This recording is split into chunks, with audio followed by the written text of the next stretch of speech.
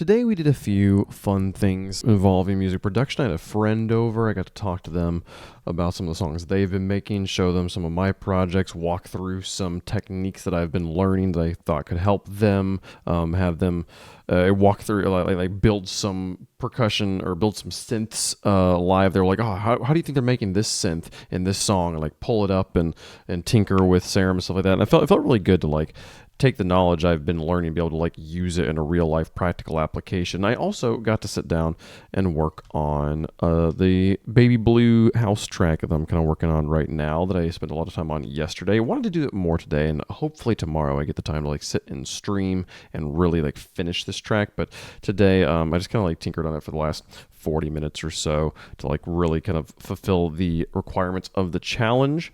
And if you really want to hear this track in full, go listen to yesterday's video. It's a really pretty track. At least I think it's really pretty. I like it a lot. I fixed a few problems here and there. Also still have a few problems that we're looking at in general. But I really do like where this is sitting mix-wise. I'll kind of play it from the pre-drop and then through the drop. You can kind of hear where we're at.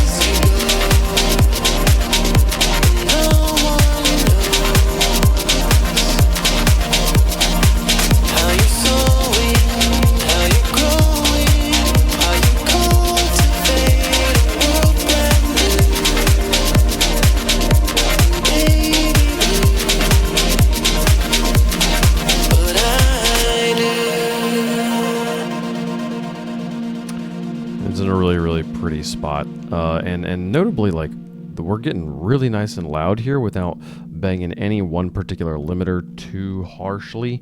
And it was an interesting experiment. I have been just kind of like stacking compressors that are doing sort of different things. This one's sort of a limiter more or less with like really, like the quickest attack and release I can have, and it has the limiter on, and it's just like the threshold set to 0.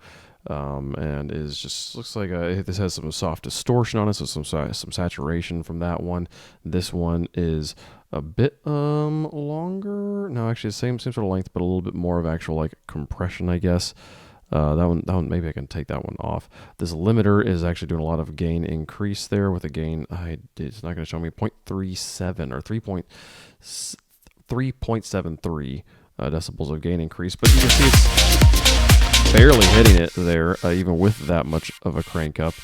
Shaper box is just an oscillator, or oscilloscope, excuse me. And then this guy up here, which I really need to put underneath my multiband and span shaper box, which are kind of my diagnostic plugins. This one set to -10 has a little bit slower of a release, and you can see because of it being set here, like what it's doing.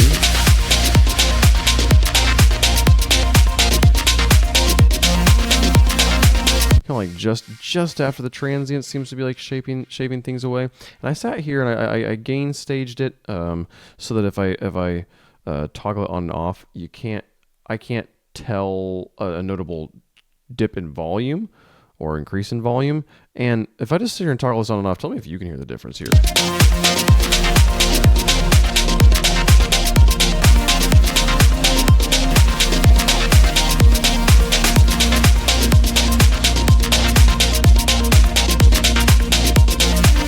If I were to sit here and like close my eyes and like press the button a whole bunch of times so I kind of lose track of whether it's on or off, I definitely couldn't consistently tell you whether it was on or off, but I did, just for curiosity, because you can see that it's doing something there.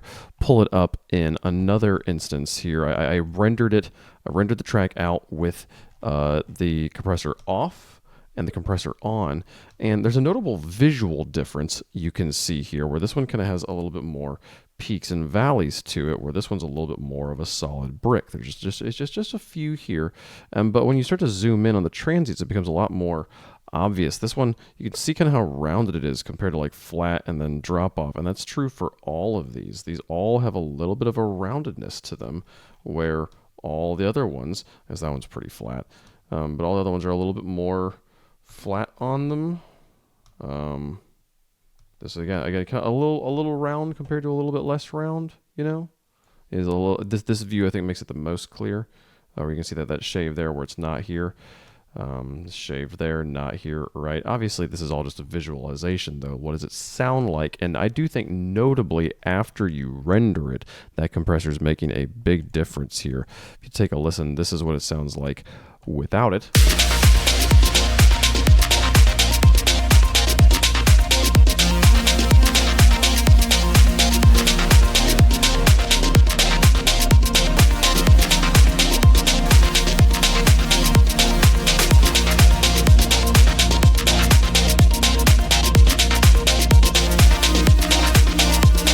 To me, the compressor one is cleaner. There is just a little bit of distortion on the kick hits without the compressor. Like there's a little bit of like clipping sound, and this is a very clean, crisp style of music, a very clean, crisp mix that I don't want to have that style. That sort of that grittiness to it. So a sound that I have pursued in bass music, I actually really want to avoid in this circumstance, and I don't know why exactly. I mean, I guess it makes sense that it's turning down. You can kind of see it turning down on the kick hits. I thought the initial transient was making it through the compressor there, but I guess maybe it is maybe that like literally like the first millisecond, but then the rest of it gets turned down, and that keeps it from distorting there. That's my guess as to what's happening there. Why that works that way, I don't know. And honestly, when I set up these compressors over here, I really intended this to be like one compressor that is functioning kind of like a limiter and just like really taking off the peaks, and the other one that was supposed to be a lot more smooth. This one isn't functioning the way I was planning on doing it. I wanted to turn up the attack and release and have it be kind of just more of let's smooth out all the stuff, smooth out all the sounds here. I guess I kind of gave up on this, but now I do like where it's at right now, so I'm kind of scared to touch it. This one does seem to be doing kind of basically what that other one was doing, though. So this is something I'll probably come back to when I get to like mastering of whether how do I adjust those compressors. I really like where this mix is at, though, in general right now. The things we changed today, I swapped out this guy for this guy. Notably, I do need to put a bit of a shaper box on here for side chaining, but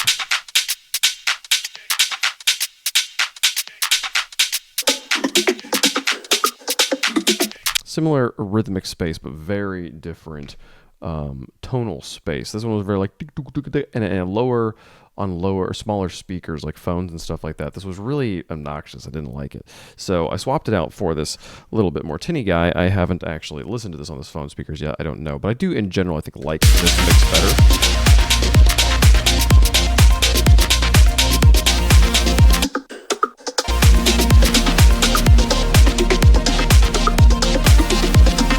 I just don't think that those kind of like bongo-y sounds really fit the piece here. So this is a little bit better. There's two instances of this TSS topper here. One that is clean, and then the other one that has a delay baked into it. So if you listen to them back to back, you can kind of hear. It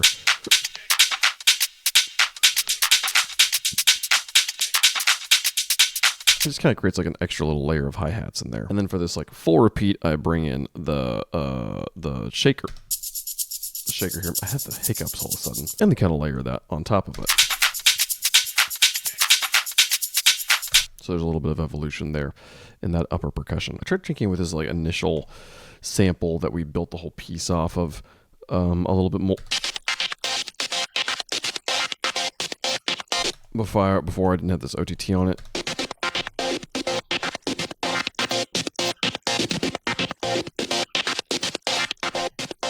A little bit of upper crispness there. It still has a little bit more of kind of like an obnoxious body than I want it to have, and I'm not sure what I'm missing to get it to have this kind of like thin. I want it to sound thinner, and I'm not sure how to do that, especially given how aggressively I'm kind of taking away all of the body frequencies in there. So it's,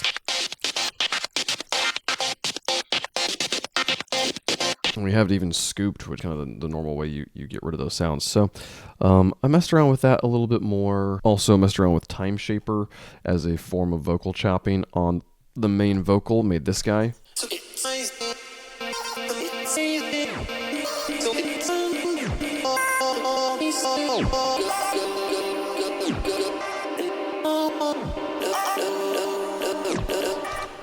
Sounded pretty cool, and in the full mix it actually sounds pretty nice as well.